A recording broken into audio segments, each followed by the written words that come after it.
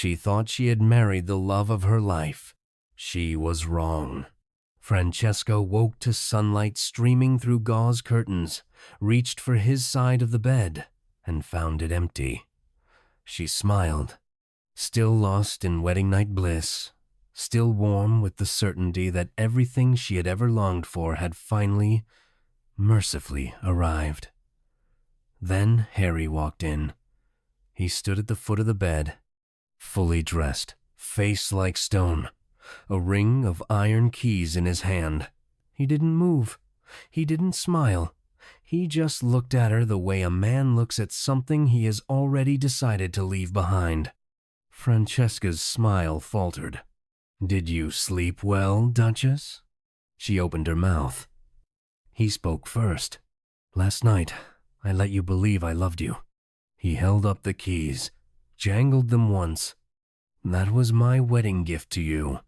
One night of beautiful lies." He turned, walked toward the door. She didn't scream. She couldn't find the sound. The lock turned from the outside. "Welcome to the rest of your life." His footsteps faded down the corridor, measured, unhurried. The steps of a man who had planned this for a very long time and found it going exactly as expected. Francesca sat on silk sheets, with the morning light still pouring through the curtains, as though nothing had happened, as though the sun had not received the news. The room was beautiful. The door was locked. And somewhere down that corridor, a man she had given her whole heart to was walking away without looking back. She pressed her hands flat against her chest and felt something shift inside her, not breaking. Not yet. Something harder. Something colder. Something that, in the weeks to come, would keep her alive. She didn't know yet why Harry Thorne had married her. She didn't know what her father had done, or what it had cost, or how many years of patient fury had gone into the 4 months of flowers and poetry and long walks that had made her fall completely, helplessly in love with her own destruction. She only knew one thing. Sitting in that locked room on the morning after her wedding, she was going to find out. And when she did, God help him. This is the story of Francesca Wyndham, the woman Harry Thorne married to break, the woman who broke him instead. 4 months earlier, Francesca had never heard the name Harry Thorne spoken with anything but fear. The Duke of Ravenscar was the kind of man who entered a room and made it smaller, not through noise or aggression, but through sheer, cold weight of presence. He was 32 years old, unmarried, and controlled one of the most powerful estates in the country with the quiet efficiency of someone who had never once been told no and had no intention of starting. Women admired him from a careful distance. Men respected him the way they respected winter. You didn't argue with it. You simply prepared. And then he had walked into the garden party at Wyndham Park on a warm June afternoon and looked directly at Francesca, not through her, not past her, at her, and something in her had gone very still. She was 23. She had grown up largely invisible in her own father's house, raised by tutors and maids because Aldrich Wyndham, Duke of Lidford, was always somewhere more important than home. She had spent her life learning to be useful, learning to be quiet, learning to survive in rooms that didn't particularly want her. Nobody had ever looked at her the way Harry Thorne looked at her that afternoon, like she was the only solid thing in a room full of smoke. She had told herself to be careful. She was not careful. Within 2 weeks, he was leaving poetry on her windowsill. Within 6 weeks, he was walking beside her along the river path at Wyndham Park, listening to her talk about books and architecture and the way autumn smelled like endings, listening with that focused, unhurried attention that made her feel, for the first time in her life, like what she said was worth the air it traveled through. Within 8 weeks, she was in love with him so completely and so quietly that she hadn't even noticed it happening the way you don't notice the tide coming in until the water is already at your knees. He proposed in October under the oak trees at the edge of the south lawn, with the leaves golden falling and the light that particular amber that made everything feel more permanent than it was. She said yes before he finished asking. She thought she was the luckiest woman in England. She did not know that every flower, every poem, every carefully chosen word had been selected with the cold precision of a man building a weapon. She did not know that Harry Thorne had been planning this marriage for 5 years. She did not know about Edmund. Not yet. The wedding was everything. A duke's wedding was supposed to be. Ancient cathedral. 300 guests. Ivory, silk, and Belgian lace that had taken 4 seamstresses 8 weeks to finish. Francesca walked down the aisle, with her heart so full she could barely breathe. Her father sat in the front pew, looking proud and slightly overwhelmed in the way fathers looked when they hadn't quite been paying attention, and then suddenly their daughter was marrying one of the most powerful men in England. Harry stood at the altar and watched her come toward him, and his expression was, she had thought the expression of a man undone. She had read it as love. She understood now, sitting in the locked room with the morning light on her face, that what she had read as love was the expression of a man who had finally, after 5 years of patient preparation, arrived at the moment he had built everything toward. She had walked down the aisle into a trap. The worst kind of trap. The kind that looks like a dream. Now she sat in the most beautiful cage in England, and she thought about the 4 months of beautiful lies, and she made a decision. She was not going to weep. She was not going to beg. She was not going to give Harry Thorne a single thing he had planned to take from her. She was going to be still, and she was going to watch, and she was going to learn everything about this house, this man, and the wound that had driven him to do what he had done, because no man built a machine this elaborate out of nothing. Somewhere beneath the locked door and the iron keys and the wedding night speech, there was a reason. A real one. Broken and human and significant. And Francesca Wyndham, who had spent 23 years learning how to survive in houses that didn't want her, was very, very good at finding the real thing underneath the performance. She stood. She walked to the window. She looked out at the grounds of Ravenscar Hall, its stone terraces, its formal garden, its great oaks at the edge of the drive, and she began, quietly and without hurry, to plan. To understand what Harry Thorne had done and why, you had to go back 7 years.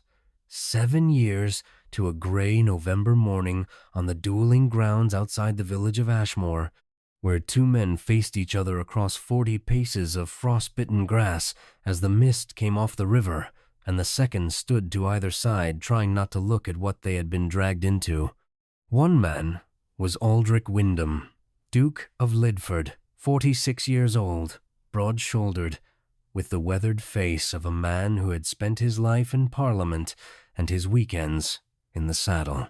The other was Edmund Thorne, younger brother of the Duke of Ravenscar, 22 years old, dark-haired, brilliant, and according to everyone who loved him, the best of the Thorne family by a considerable margin. The quarrel between them was the kind of quarrel that grew in card rooms and gambling halls.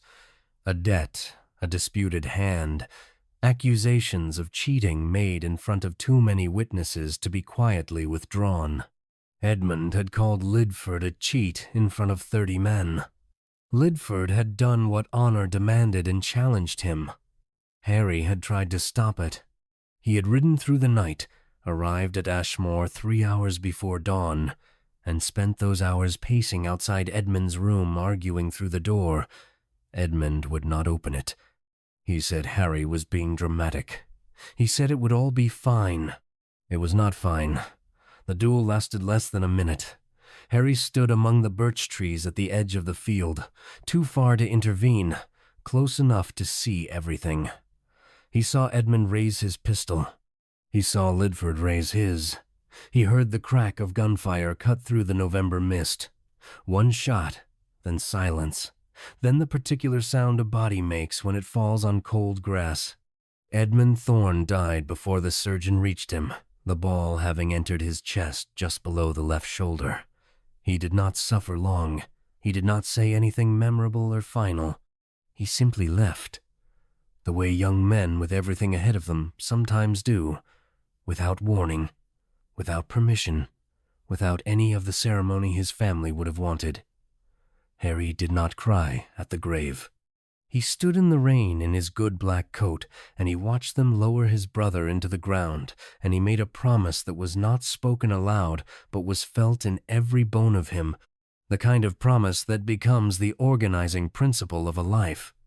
He promised he would make Aldrich Wyndham feel loss the way he felt it total, permanent, and arrived at without mercy. He went home to Ravenscar. He sat with his grief for a year.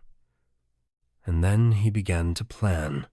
Aldrich Wyndham had one vulnerability, Francesca. She was his only child, his only heir, the one thing he had ever been observed to love without calculation. His wife had died young, and he had not remarried.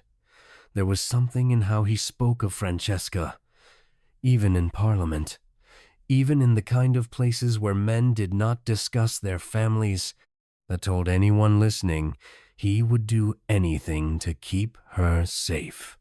Harry had learned this over the course of 2 years of quiet, methodical study. He had watched Wyndham from a distance the way a surgeon studies an anatomy with dispassion and with purpose. He had noted every weakness, catalogued every leverage point, and arrived, finally, at the one that was inescapable. If he married Francesca, Wyndham would lose his daughter. She would live at Ravenscar Hall under Harry's complete authority. She would be legally, permanently, utterly beyond her father's reach. And Harry would ensure that Wyndham knew it, felt it, woke each morning knowing his daughter was in the power of the man whose brother he had killed. It was elegant, Harry had thought, not violent, not illegal, simply devastatingly, permanently cruel, the kind of cruelty that did not leave marks you could show to a magistrate, but that hollowed a man out just as effectively as any weapon. He had not planned to feel anything during the courtship.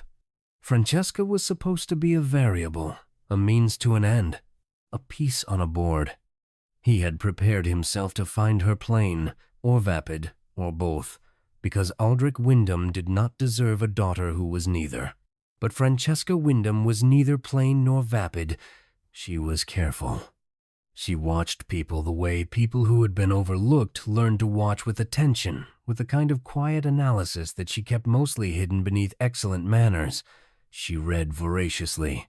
She had opinions about architecture and disagreed with him, once, about a point of Roman history with such precision that he had found himself at a genuine loss for a response. He had noted this as a complication. He had filed it away and continued as planned. He told himself that her intelligence made her a better instrument of her father's punishment, not a reason to reconsider the plan. He took her flowers specifically chosen, yes, but chosen by a man thinking about effect, not sentiment. He left poetry on her windowsill, verses about longing and devotion written by a duke who felt neither, at least not yet, at least not that he was prepared to admit. He walked with her in the gardens of Wyndham Park and listened to her talk, and he told himself it was strategy. He told himself that on the morning he proposed.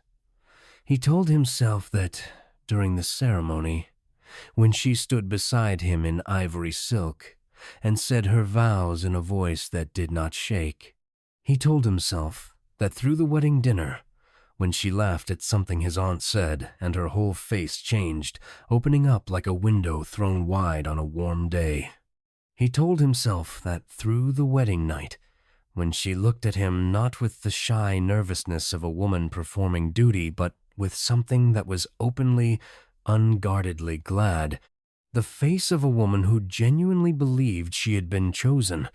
He had never been looked at quite like that before. He had noted it as a complication and set his jaw and did what he had come to do. But when morning came and he dressed in the dark and picked up the keys from the dressing table, something in him that he had not authorized to have feelings was having them anyway. Sharp, unwanted, quickly suppressed.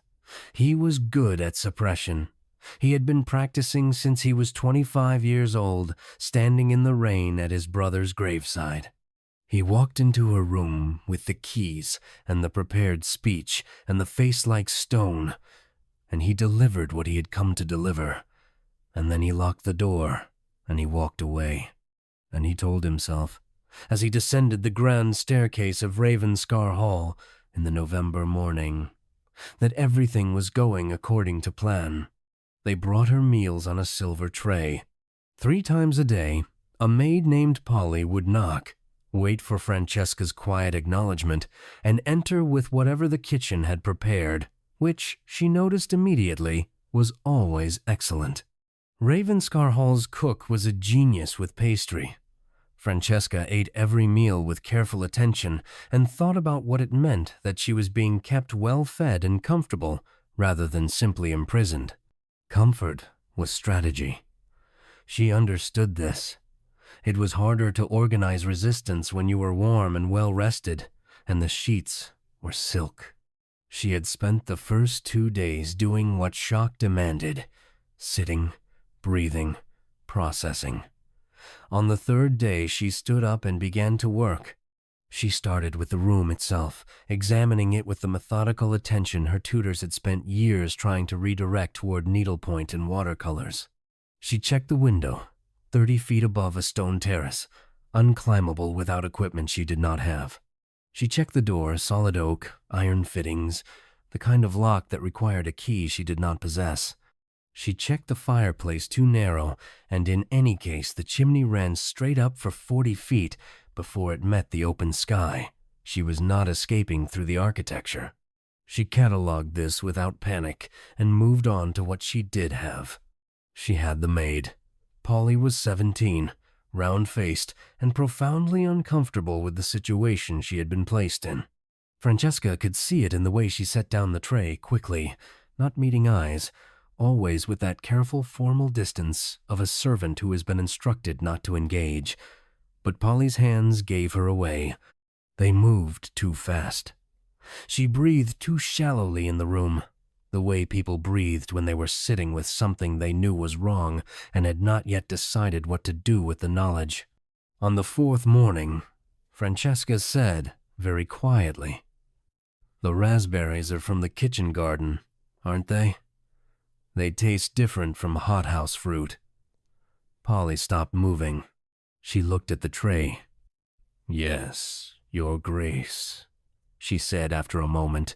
"Cook grows them herself along the south wall." "She must be very patient," Francesca said.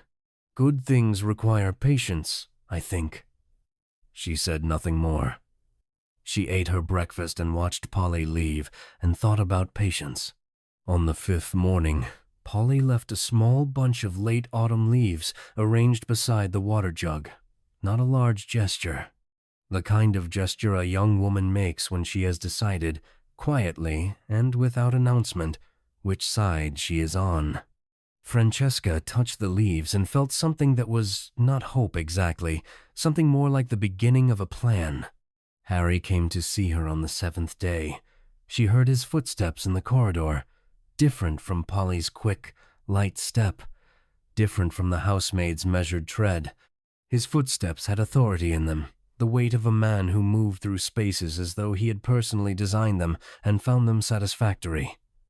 The key turned. He entered. He was dressed impeccably, as always. She had begun to understand that his clothing was a kind of armor, every fold and button a declaration of control. He stood just inside the door and looked at her. She was sitting at the writing desk near the window, reading one of the books from the shelves. She did not look up immediately. She finished her sentence, turned the page, and then looked up at him with the expression of a woman who has just been mildly interrupted and is prepared to be polite about it. His jaw moved very slightly. She had expected, She thought he had expected tears, or pleading, or the kind of devastated fragility that would confirm she was broken. He had not expected composure. She had read him well enough in 4 months of courtship to know that. "Your Grace," she said pleasantly. "Good morning." Something moved behind his eyes that she could not yet fully read. He crossed the room and stood before the window, looking out at the grounds below. The November garden was bare and formal, the hedges clipped into geometric precision. "Are you comfortable?" he asked. "The room is lovely," she said. "The cook is remarkable. I particularly appreciated the lamb on Tuesday." He turned to look at her.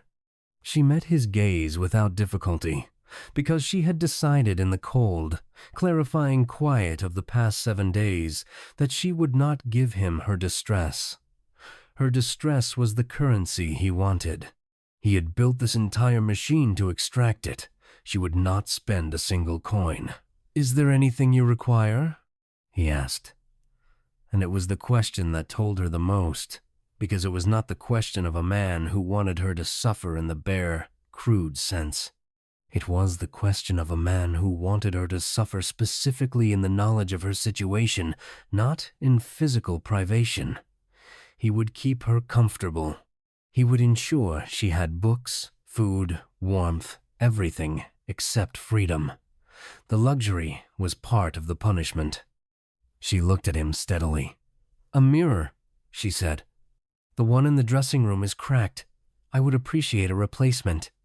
He stared at her for a long moment. Then he nodded once. "I'll have it arranged." He left.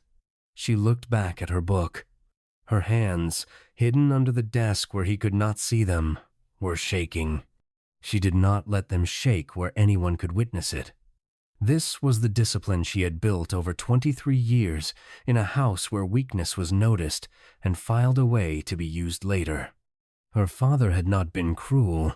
He had simply been largely absent, and the people who had managed his household in his absence had learned to manage Francesca as well, which mostly meant ignoring her except when she was inconvenient.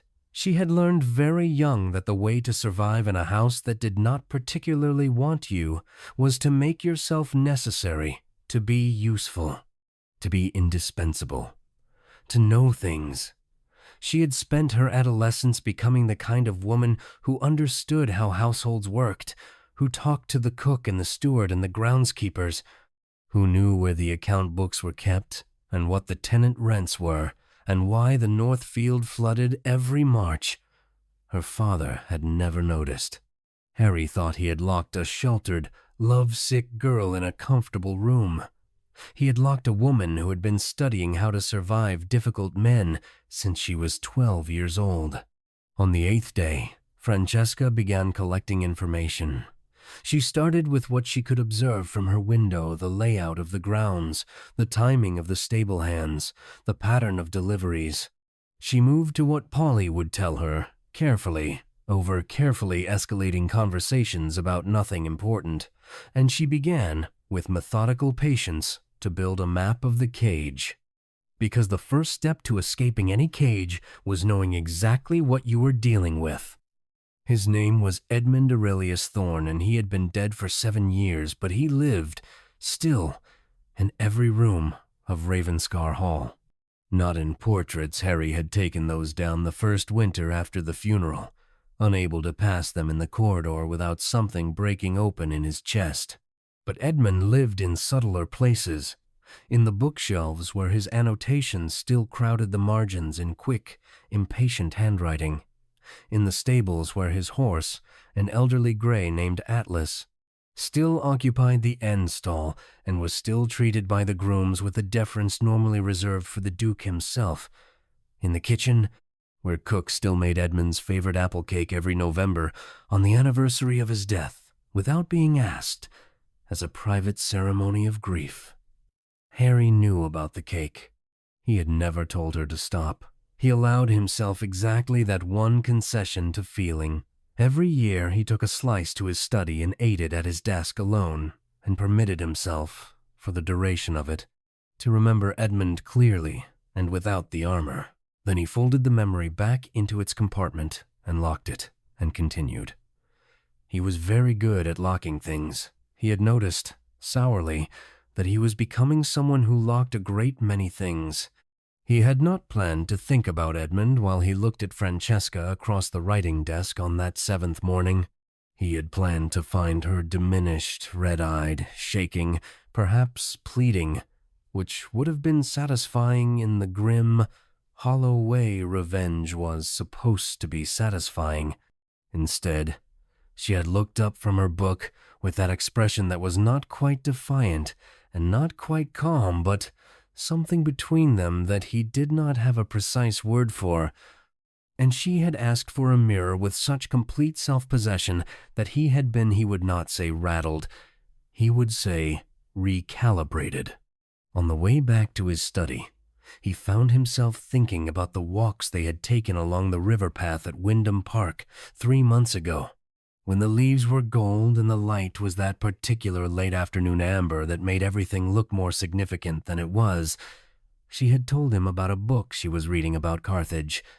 She had disagreed with the author's assessment of Hannibal's strategy, with a passion that made her gestures accelerate and her voice lose its careful social register.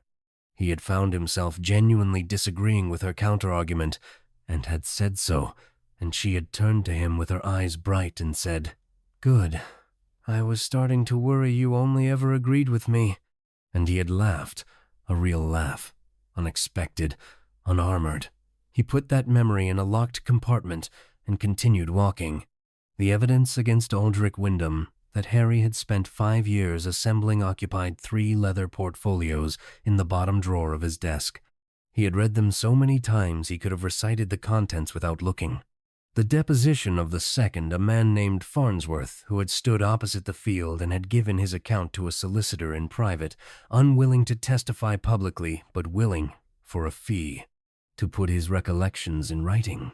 The account stated clearly, Edmund's pistol had discharged first. It was a fraction of a second before Wyndham's. The shot had gone wide. Harry had read this line hundreds of times. Edmund's shot had gone wide, which meant that when Wyndham fired, he was firing at a man who had already shot at him and missed. He was, technically, firing in self-defense. Harry had never allowed this to resolve into an exculpatory fact. He had folded it into a different narrative that Edmund had been provoked, that Wyndham had engineered the confrontation, that the duel itself was Wyndham's fault, even if the fatal shot was legal. He had built this interpretation with great care over 7 years, and he maintained it the way you maintained a structure you needed to keep standing by, not looking too closely at the foundation. What he did not know, what he could not have known, because the only person who knew it was 70 miles away in the library of Wyndham Park, was that the night before the duel, Edmund had written a letter. It had been addressed to Harry and never sent. Found by the Wyndham steward folded inside a book Edmund had borrowed from the estate library and never returned. The steward had given it to Aldrich Wyndham, who had read it once, locked it in his desk, and never spoken of it to anyone. Not because he wanted to hide anything, because he was an old man who had killed a young one and lived with it, and the letter had told him something he did not know how to use. Edmund had written in his quick, impatient hand, "I know I am wrong about the cards. I have known it for several days. I was angry, and I said things I cannot now unbow. Wyndham is not a cheat. I was looking for someone to blame for my own stupidity, and I chose the wrong man. I cannot withdraw now without losing more face than I can afford. I will fire wide, and we will call it settled, and I will write a letter of apology by the end of the week. I am sorry, Harry. I have made a mess of things again. I will fix it." The letter was dated the evening before the duel. Edmund had planned to miss deliberately and survive. The plan had not worked, because Wyndham, not knowing it was planned, had fired to defend himself against a shot he believed was intended. Aldrich Wyndham had killed Edmund Thorne by accident in a duel that Edmund had intended to survive, over an accusation that Edmund himself knew was wrong. Harry had built 7 years of his life, and a marriage, and a locked room, on a foundation that did not exist. The letter was still in the desk at Wyndham Park. Francesca did not know about it yet, but she was a woman who had spent her life learning how houses worked, and where documents were kept, and which servants talked to whom. She was sitting in her locked room reading a book about Carthage, and thinking, methodically and without panic, about how to find out why Harry Thorne had really married her. She was closer to the truth than Harry would have believed possible, and she was not in any hurry, because she understood with the particular understanding of a woman who had spent her childhood in a house that did not want her, that the most dangerous thing you could do to a man who had locked you up was to make him forget you were dangerous. By the second week, Francesca had 3 allies and a working theory. The allies were Polly, who had long since stopped pretending to be neutral, Mr. Graves, the under-steward, who was a decent man in an uncomfortable position and who could be reached through Polly, and Atlas, the old gray horse in the last stall, which was not technically a useful ally, but whom she had contrived to visit twice. The grooms had begun letting her walk in the stable yard in the mornings, a small freedom that Harry appeared to have permitted, perhaps because the stable yard was enclosed on all sides and permission cost him nothing. Atlas was approximately 20 years old and regarded the world with the serene indifference of a creature who had outlasted most of the people who had ever loved him. Francesca brought him apples filched from her breakfast tray and stood at his head and talked to him quietly in the way she had always talked to animals without performance, without filter. She had learned more from Atlas than from anyone. Not information exactly, confirmation. The way he pressed his large old head into her shoulder when she stood beside him told her that Edmund Thorne had been a person worth grieving, and that grief of this depth, left untended for 7 years, grew into something that was no longer recognizable as grief. Her theory was this: Harry Thorne did not hate her. He had married her because of her father, and whatever her father had done or was believed to have done had left a wound so deep that Harry had organized his entire existence around its edges. She had seen it in the controlled way he moved through his own house, in the way his staff watched him with a wary care. That was not fear. Exactly, they did not fear him, she thought, but they worried for him. The way people worried for someone who had been carrying too much for too long. She saw it in his study, which she had glimpsed twice through the briefly opened door. The desk, the portfolios, the order that was a little too rigid, a little too deliberate, the office of a man building a case, not running an estate.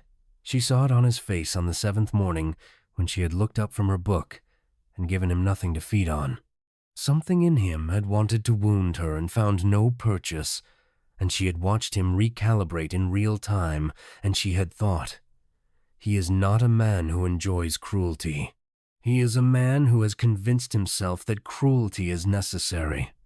Those were very different things. One was a character, the other was a story, and stories could be rewritten. Mr. Graves came to her on the 15th day. He knocked formally at the locked door. She had been given the key by then. A small copper one that opened the room from the inside but not the outside, and she opened it to find him standing in the corridor with his hat in his hands and the expression of a man about to do something he was not sure was right, but had decided to do anyway.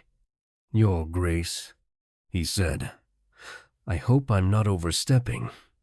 "You are," she said, "and I'm grateful for it. Come in."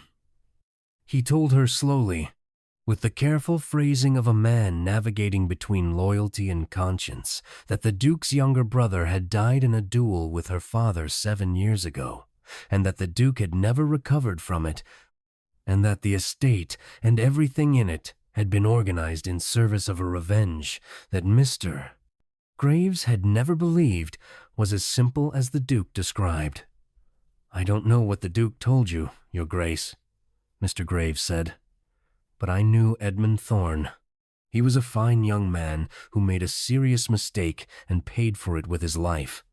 I don't think your father was a villain." He paused. "I don't think the Duke thinks so either. Not really. But he needs someone to blame, and 7 years is a very long time to carry something heavy." That evening, Harry came again. He had fallen into a pattern she had noticed. He came every few days, at irregular intervals, and he always came in the evening, and he always stayed longer than he appeared to intend. She thought he came to check whether she had broken yet. She thought he stayed because, against his plans and against his nature and against every wall he had constructed, he was lonely. She played her part carefully. She did not plead. She did not rage. She was not artificially cheerful either. She was simply herself, which was a woman of considerable intelligence and limited patience for pretension, who had discovered that the thing that unsettled Harry Thorne most reliably was being treated as a human being rather than a villain. This evening, she had left Edmund's copy of Plutarch's Lives on the table, face up, open to a page she had not chosen by accident. Harry saw it the moment he entered. She watched his face change a small involuntary thing, gone in a second, but she caught it. "That was his," he said. She looked at the book as if she had not known. "It was on the shelf," she said. "Is it all right that I read it? The annotations are fascinating." He was clearly very bright. The silence that followed lasted approximately 7 seconds, which was a very long time when no one was speaking. "He was," Harry said. His voice had changed. Something had gone out of it that was usually present, the professional distance he kept between himself and every conversation. Just for a moment, he sounded like a man rather than a duke. He used to argue with himself in margins, put one interpretation on a page, and then contradict it 3 pages later and put a question mark. He picked up the book and looked at a page. His hands were not quite steady. He could not commit to a position on anything that mattered, Harry said. He would see all sides of a thing and then get paralyzed, except with people. He was never unsure about people. He liked nearly everyone. He set the book down. He appeared to become aware of what he had just done, opened, briefly, in a room where he had intended to remain closed, and she watched the armor reassemble itself, piece by piece, his expression settling back into its habitual control.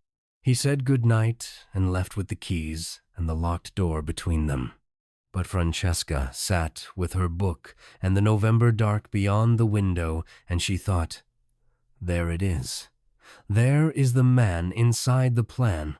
She thought about Edmund's margins, about a young man who could see all sides of a thing and got paralyzed.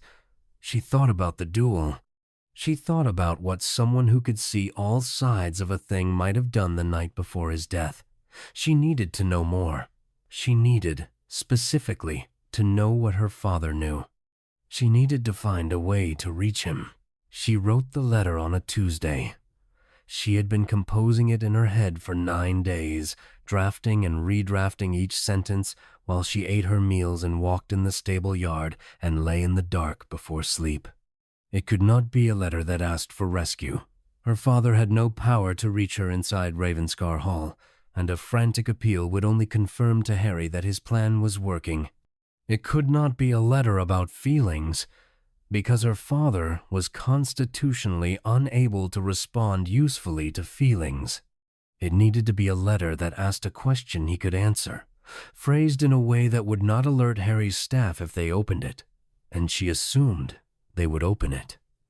She wrote about the estate. She wrote about the accounts she had noticed and the questions she had about the Wyndham Park lease on the North Pasture, which she believed had never been properly transferred when the properties were consolidated under her father's management. She wrote about legal procedure, in the dry language of someone who had been paying attention in rooms where women were expected to only observe and forget. Near the end, casually, as an afterthought, she wrote, "I have been thinking about Edmund Thorne and wish I had known him better before he died. Did you ever speak with him the night before the duel? I imagine there must have been things left unsaid between you." Polly carried it out in her apron pocket. This was not a small risk. If discovered, Polly would lose her position. Francesca had made this clear, and Polly had said, with the flat certainty of a 17-year-old who had made up her mind, "The Duke is a fair employer. He wouldn't harm me for it. And you need to send the letter." The reply came 12 days later, carried back the same way. Her father's handwriting was larger and less precise than she remembered. Age, or distress, or both. He had written 3 pages about the pasture lease with the focused anxiety of a man grateful for a concrete problem to address.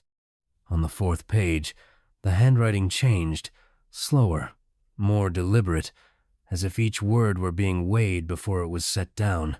He wrote, "You ask about Edmund Thorne.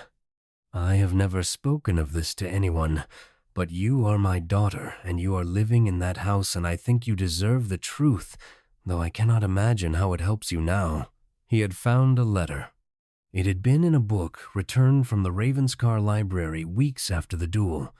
He described the letter's contents precisely and carefully. Edmund's admission that the accusation was wrong, his intention to fire wide, his plan to apologize afterward. He wrote, "I have kept this letter because I did not know what to do with it. I did not kill his brother as a villain kills. I killed him as a frightened man kills, defending himself from what I believed was a genuine attempt on my life. If Harry Thorne knew this, would it help him? Would it help you? I do not know.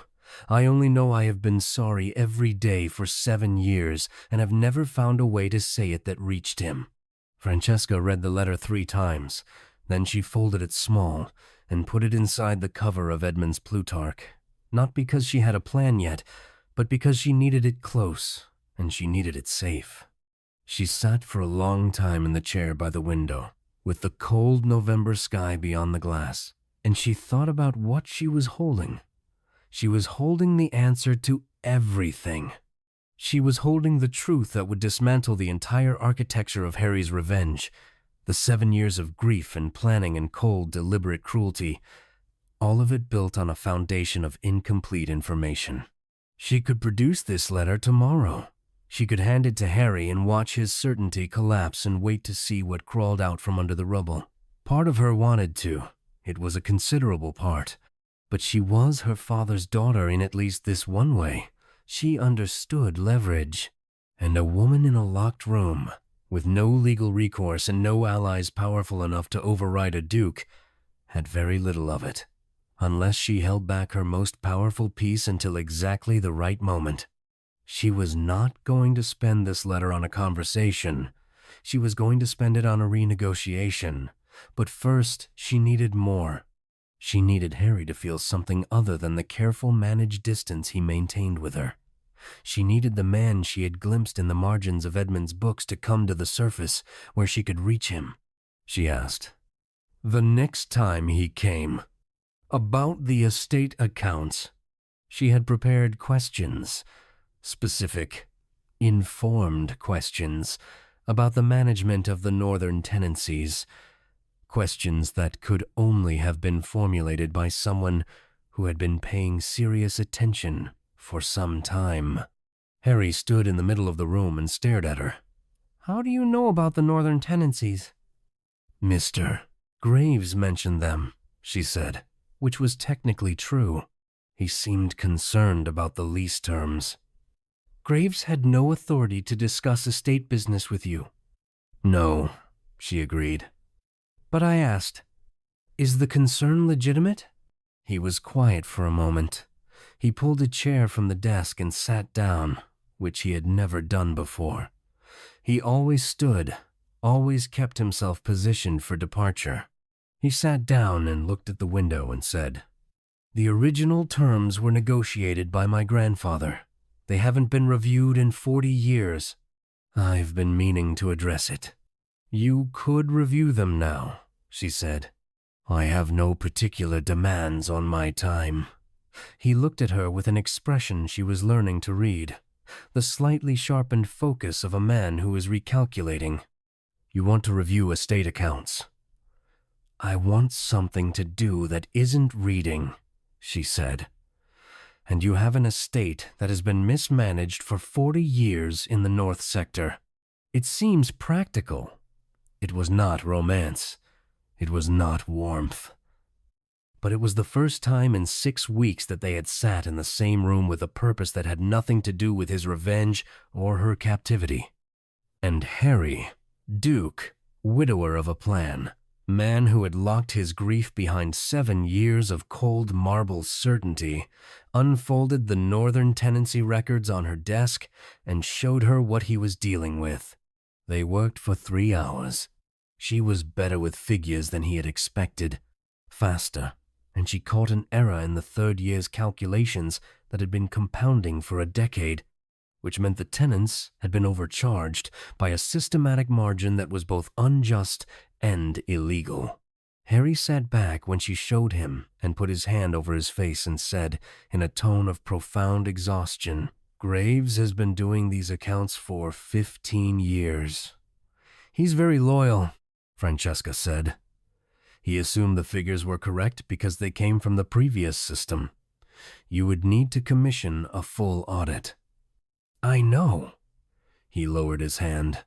He looked at her. Really looked.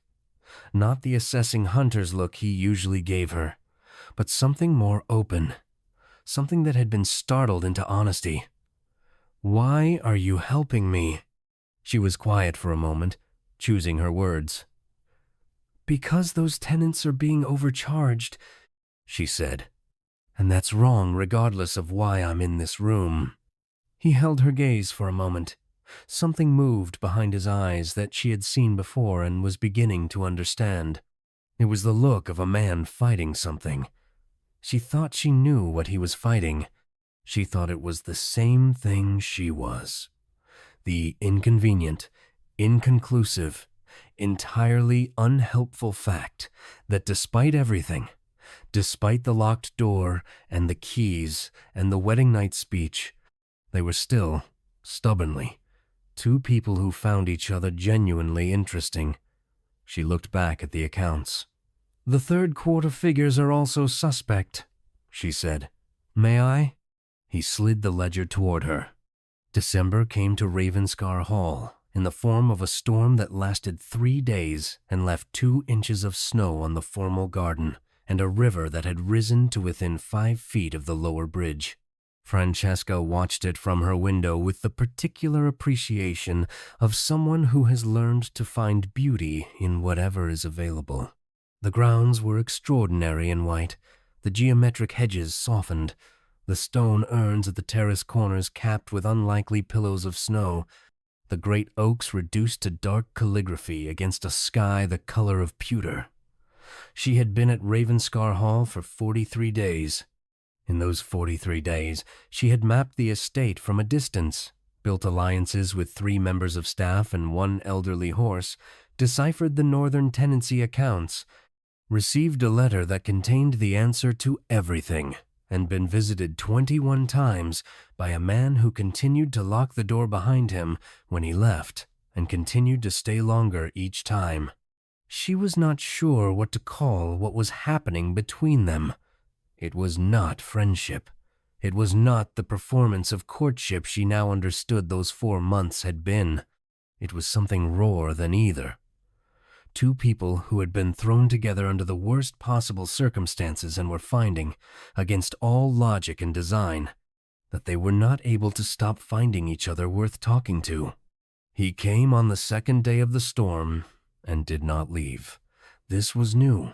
Usually, even when their conversations ran long, the tenancy accounts had led to a discussion of Roman land reform that had lasted 2 hours and covered 3 separate civilizations. He eventually reached for the keys and left.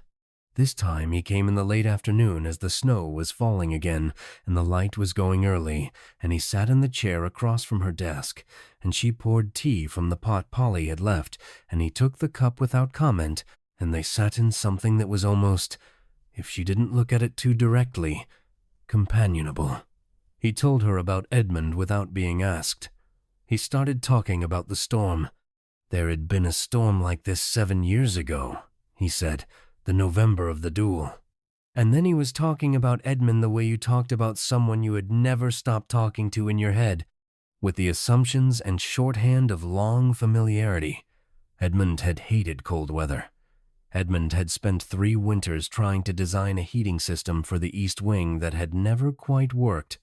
Edmund had borrowed 12 books from the library at Wyndham Park and never returned them, and now they were on Francesca's shelf with his handwriting in the margins, and Harry picked one up and looked at a page and set it down and sat with something in his face that was not quite grief anymore. It was too complicated and too present to be called something so simple. "He was going to be better than me," Harry said. He was not speaking to her specifically. He was speaking to the snow and the firelight and the room that had been a cage and was slowly becoming something more ambiguous. At everything.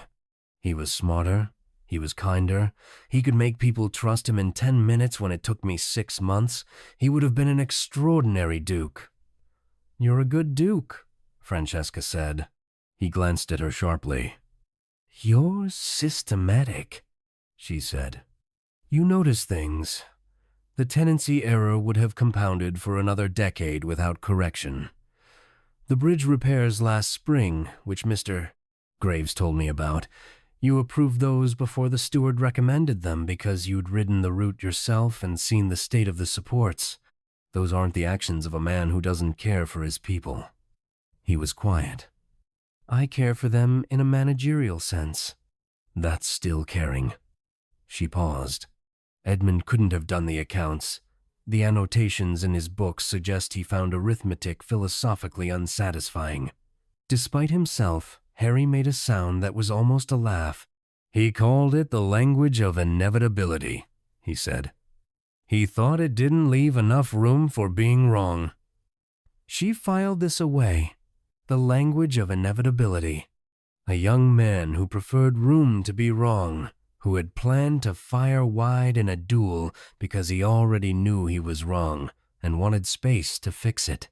She touched the cover of the Plutarch gently and said nothing more about it. Not yet. He fell asleep in the chair. She noticed it happen in gradual stages, the posture softening, the lines of his face releasing the tension that was usually permanently resident in his jaw and brow, his head tipping back slightly against the chair. He looked younger asleep. He looked like someone who had been carrying something enormous for a very long time and had, for the duration of the storm and the firelight and the tea and the conversation about Edmund, put it down. She did not wake him. She sat with her book and the fire and the snow outside, and she thought about what she was doing. She was developing feelings for a man who had courted her under false pretenses, locked her in a room, and informed her on their wedding morning that his love had been a lie. She listed these facts carefully because she was a woman who had survived on precision, and she was not prepared to be foolish now. She was also developing feelings for a man who had stayed talking to her for 3 hours about Roman land reform, and whose hands had shaken slightly holding his brother's book, and who had fallen asleep in a chair in her room because he had apparently not, in some fundamental way, been comfortable enough to sleep elsewhere for quite some time. Both of these things were true simultaneously.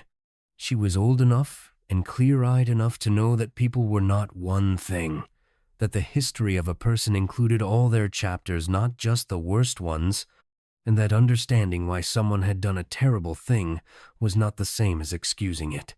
He woke at midnight. She was still reading.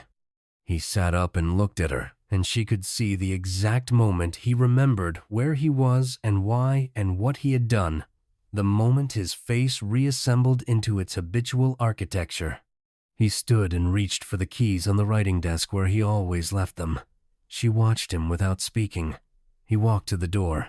He put the key in the lock. He stood there for a moment with his hand on the key, and she thought, she was almost certain, that his hand stopped moving for a fraction of a second before it completed the turn. He locked it. He left.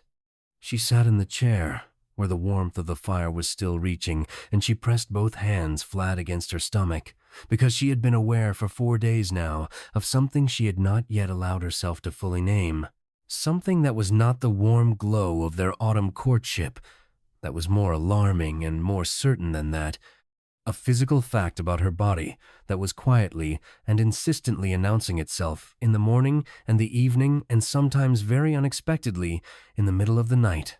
She was pregnant. She had known for 4 days. She had not decided yet what to do with the knowing. She did not tell herself she was certain. She simply sat with it, the way you sat, with information that would change everything once you released it into the world. She was holding 2 weapons now, the letter from her father and the child she was carrying. She would choose her moment with both. She would not be rushed. January arrived, and with it a letter from Aldrich Wyndham that was not addressed to Francesca. It was addressed to Harry. Francesca did not know about it when it arrived. She learned of it 3 days later from Polly, who had learned of it from the footman who delivered it, who had noted the Duke's expression upon reading it with the careful attention of a servant in an uncertain household. Harry's expression, according to this chain of report, had been the expression of a man who had been struck somewhere he did not expect and was deciding, in real time, whether to act on the pain or absorb it. He had locked himself in his study for the better part of a day. He had not come to Francesca's room that evening or the evening after. On the 3rd day, she asked Polly what she knew, and Polly told her. The Duke of Lidford had written to request a meeting. Polly did not know the letter's contents beyond this. Francesca thought she might. Her father had told her he had a letter from Edmund. It was possible, it was very like her father, actually, that he had written to Harry directly, reaching out across 7 years of hostile silence to offer what he had been unable to offer before, the truth. She did not know how Harry had received it. She did not know what he had decided. She only knew that something had shifted in the house, some equilibrium disturbed, and that the sound of Harry's footsteps in the corridor had changed, less regular, less deliberate, as if the certainty that had always propelled him forward had developed a wobble. He came on the 4th day. He did not sit down. He stood in the center of the room and he looked at her, and his face was doing something she had not seen it do before. It was trying to hold multiple, contradictory things at once and not succeeding entirely. "Your father wrote to me," he said. She waited. "He says he has a letter," Harry continued. His voice was careful, each word placed like a foot on uncertain ground. "He says Edmund wrote it the night before the duel. He says it explains why Edmund fired first." She held his gaze. She let the silence run for a moment. "I know about the letter," she said. "He went very still. You know, he wrote to me 6 weeks ago." He described its contents. Harry stared at her. She could see the calculation happening. When did she know? What did she choose to do with it? Why did she not tell him immediately? And what did it mean that she had sat with him through account books and Roman history and storm-bound evenings and never mentioned it? "You had this information for 6 weeks, he said. "And you said nothing." "No. Why?" She was quiet for a moment.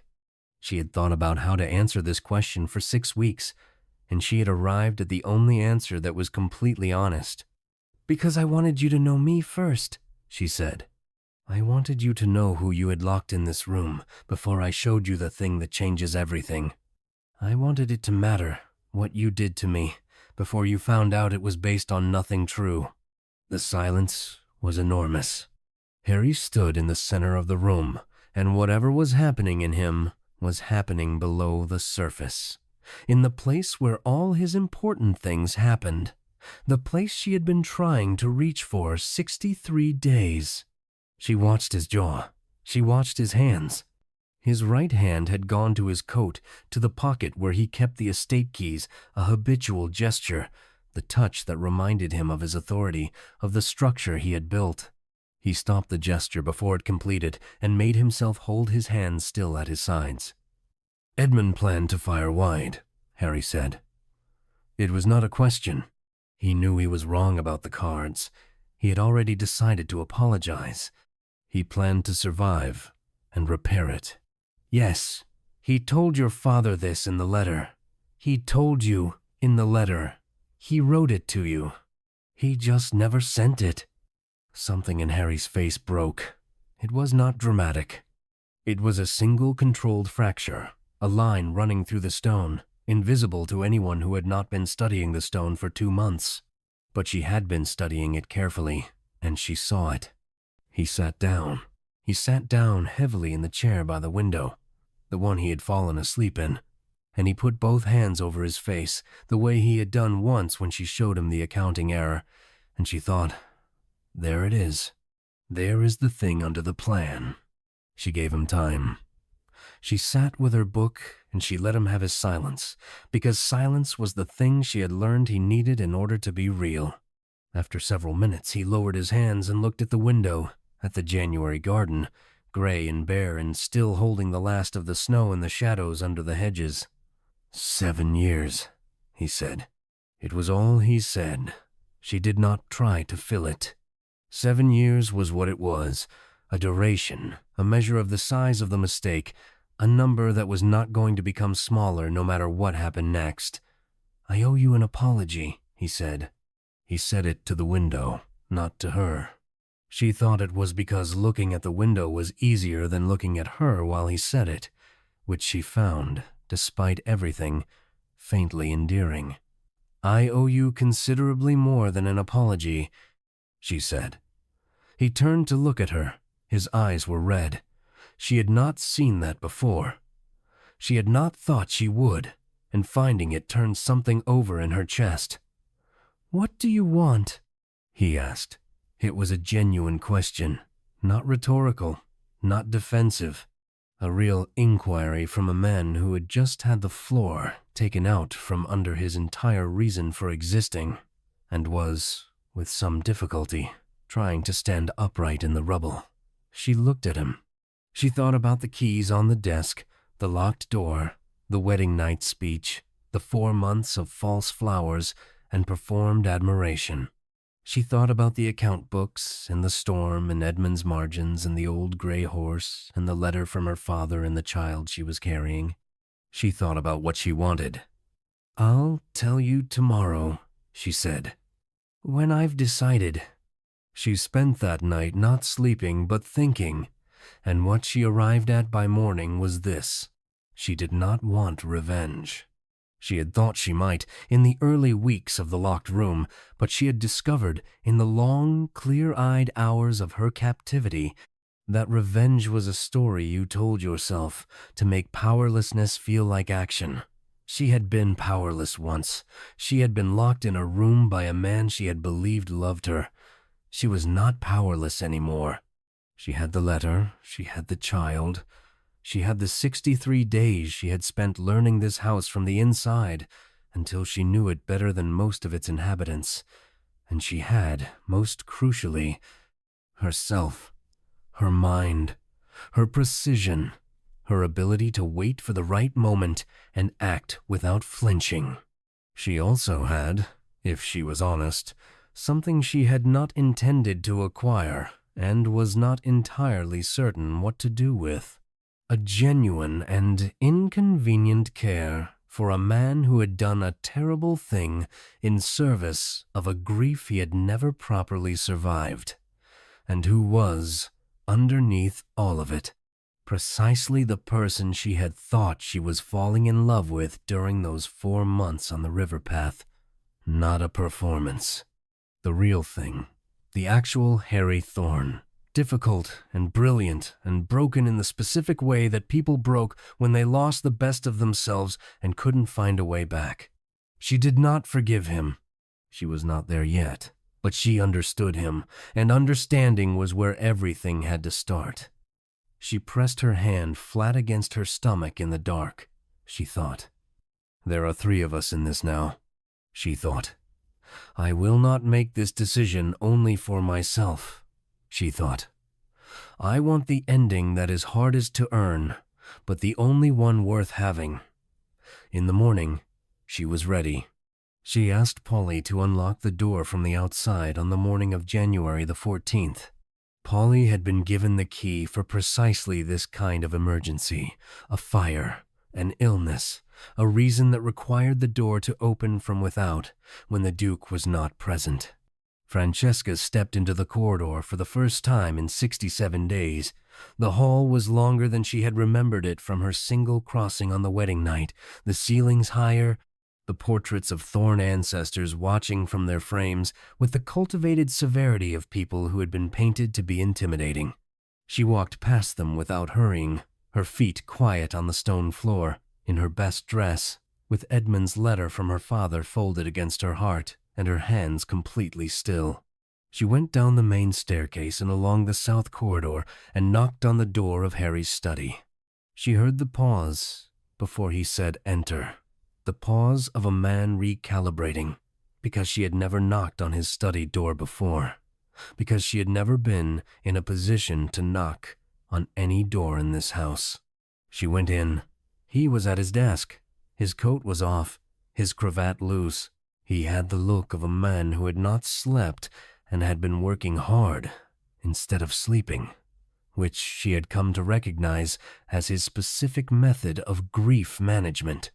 She closed the door and she stood before his desk and she said, "I am going to tell you the terms.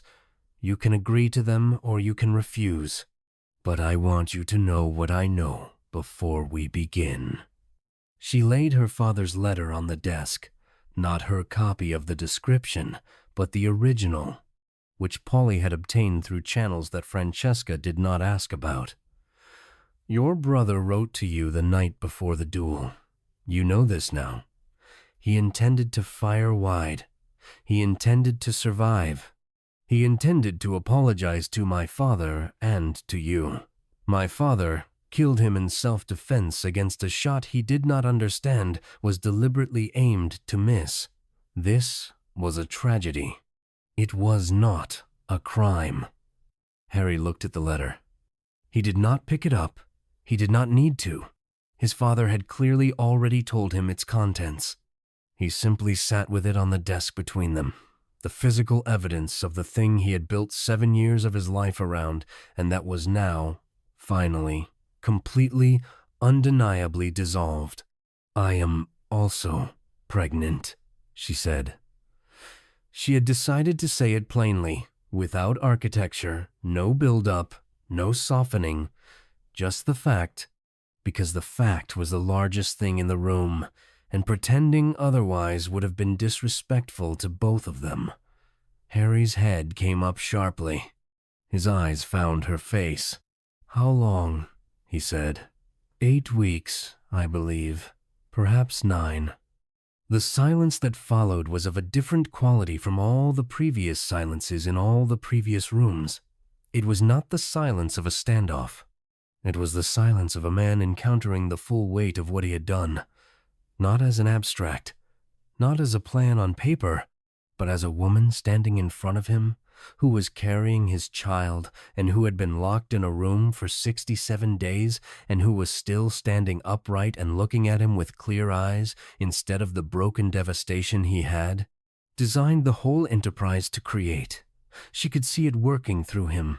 She had learned to read him well enough by now to follow the progress of it. The accounting she could almost see him running, the costs being added up for the first time without the distorting lens of grief and blame. "The terms," she said, because she had promised herself she would not wait for him to find the right words. He had the letter and the pregnancy and 67 days of what he had done, and she was not going to let this moment become his performance of remorse. This was her negotiation. "Rule with me as a true equal," she said. "Not as a prisoner you've grown fond of. Not as a ward. As a partner who shares authority over this estate and this household. The northern tenancies, the accounts, the decisions that affect the people who work this land. I want a genuine voice, not permission to be consulted." She watched him. "Full and legal authority, documented, witnessed, permanent, not contingent on your continued approval of my behavior." She saw his jaw tighten, not in opposition, she thought, but in the particular way it tightened when he was recognizing the precision of something and could not argue with it. "Second," she said, "you will write to my father. Not a legal settlement.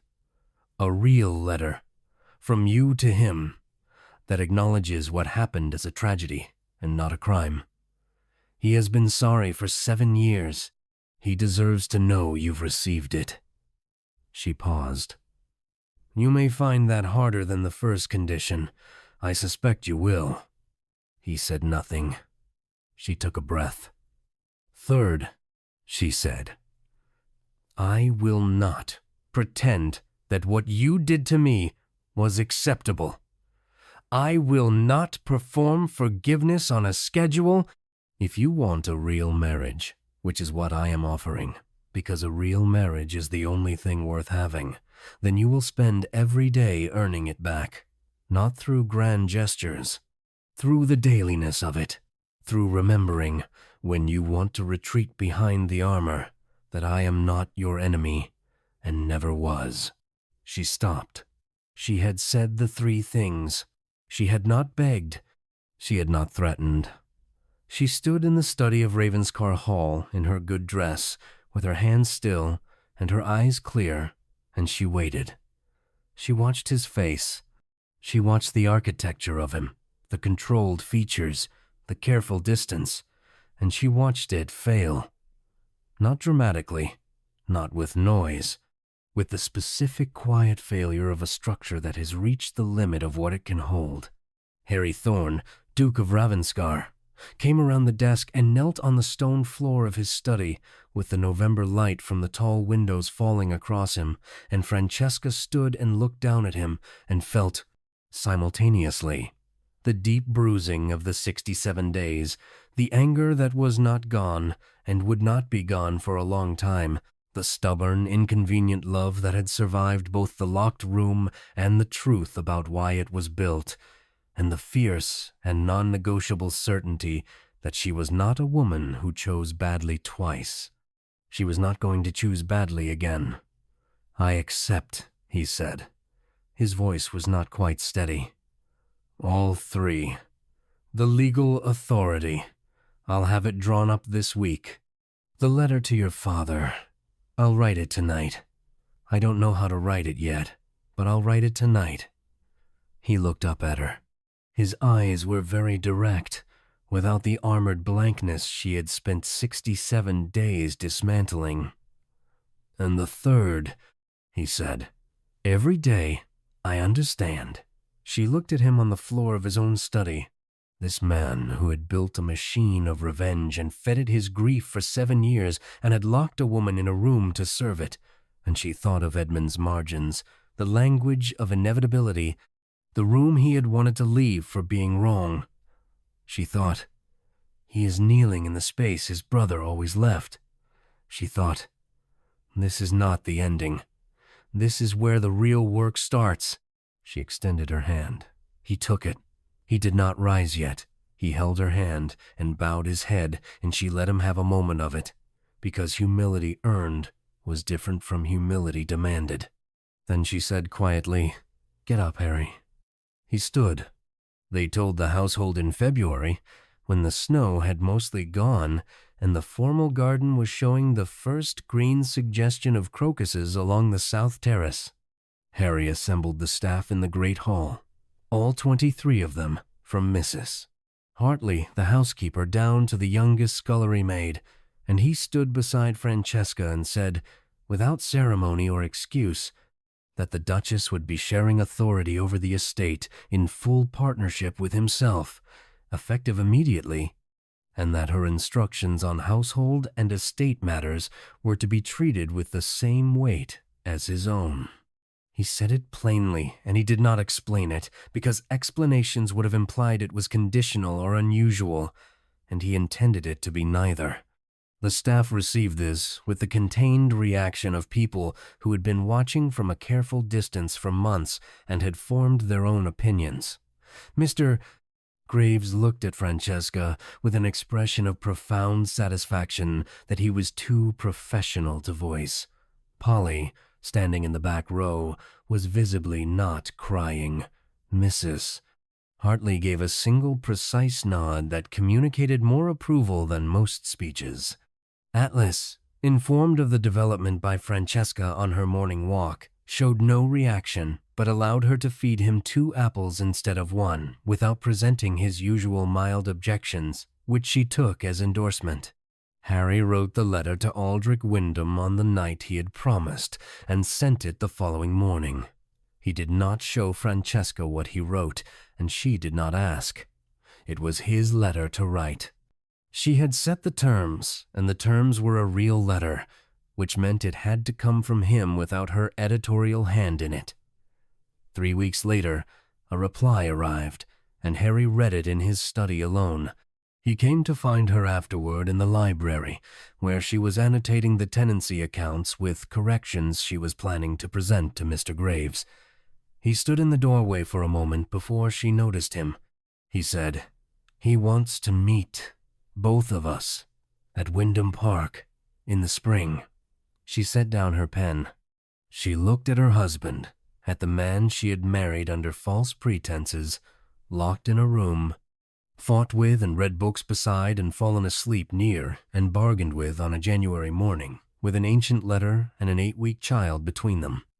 She thought about what spring at Wyndham Park looked like, the river path, the golden afternoon light, the time they had argued about Hannibal, and she had been glad he disagreed with her. She thought, "We will go back to where this started and find out what it is now, that it is honest." "Tell him yes," she said. Harry nodded. He came into the library and sat down across from her without being invited, and picked up a pencil and looked at the accounts. "The third quarter overcharge is larger than we thought," he said. "I recalculated. Look." She looked. He was right. The months that followed were not easy. She had not promised easy, and he had not expected it. There were days when she woke and felt the full weight of the locked room, the wedding morning, the deliberate performance of love used as a weapon, and on those days she was cold with him in a way that was not performed, a genuine frost, her natural warmth simply unavailable, shut down behind a wall she was entitled to maintain. He did not push on those days. He did not ask for anything. He was present, and he was useful, and he left her space, and she noted this, filed it away, the way she filed everything, as evidence of a man learning, slowly and without complaint, to read the difference between being shut out and being given room to breathe. The estate improved materially over the months of their strange, hard partnership. The northern tenancies were properly renegotiated. The tenants received a fair reduction, and the estate's income actually improved because fairly treated tenants maintained their properties rather than letting them decline. The bridge at the east boundary was repaired.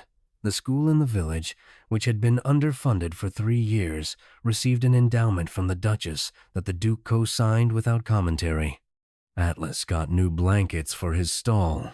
Polly was quietly promoted to head lady's maid, at a salary that made her mother weep with relief when she found out. The baby came in September, on a morning when the air smelled of early apples and the oak leaves were beginning to turn. Francesca labored for 11 hours, which was both long enough to be exhausting and short enough to be uncomplicated.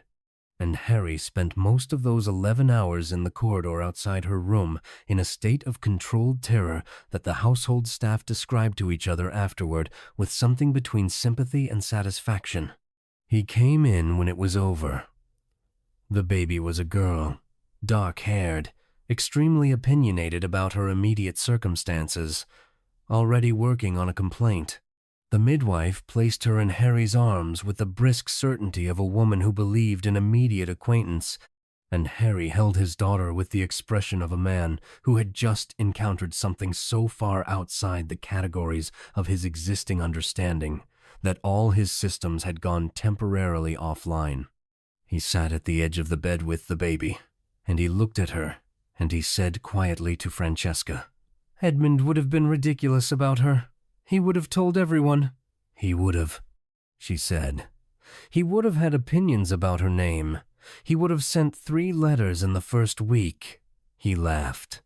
It was the real laugh, the one she had first heard on the river path and had spent 67 days in a locked room quietly, stubbornly holding on to. "We should name her something he would have approved of," Francesca said. "Something without inevitability in it." He looked at her.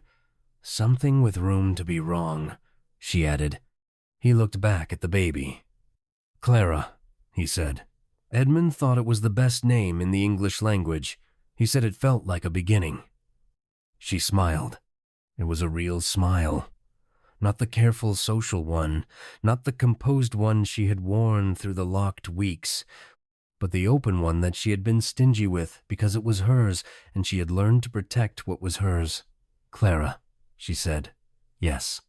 A year after the wedding morning, a year after the keys and the speech and the locked door and the gauze curtains and the sunlight that had kept pouring through as if nothing had happened, Francesca sat at the writing desk in what was now clearly and definitely her study, at least on Tuesdays and Fridays, which was the arrangement they had worked out to the satisfaction of both parties and the mild confusion of the staff who had never heard of a Duke and Duchess sharing a study schedule before. Clara was asleep in the nursery down the hall, watched over by a nurse who had been selected by Francesca after a process of interview that Harry described as more rigorous than his admission to Cambridge. The accounts were in order. The tenants were paid fairly. The school had its first class of children. The bridge held steady over the winter river, and the old gray horse in the last stall would live another year at minimum, according to the vet, who called Atlas the most spoiled animal in 3 counties and meant it as a compliment. Harry came into the study with 2 cups of coffee and set one at her elbow and took his own to the chair by the window. She looked up from what she was writing. He looked back. Between them was everything they had been through. The plan, the locked room, the accounts, the storm, Edmund's margins, her father's letter, the kneeling, the months of earned and partial and incremental trust. None of it had disappeared. None of it was pretended away. It was all still there, part of the foundation now. The difficult, honest foundation of 2 people who had found each other under the worst possible circumstances and had decided, with open eyes and full knowledge of everything it would require, that it was worth building on. She chose him. Every day, she chose him. Not because she had to, not because the door was locked, because she had held the blade and the truth and the power to walk away, and she had looked at him and thought, "No. I will stay, and I will make this real." And every day, he earned it. Not with grand gestures, with the dailiness of it. With the coffee at her elbow and the accounts they argued over, and the evenings reading by the fire, and the way he said Clara's name, like a beginning, like someone who had finally, after 7 years of building for destruction, learned how to build for something else. She picked up her pen. She went back to her work. The morning light came through the study windows, unhurried and uncomplicated, and Ravenscar Hall held them both.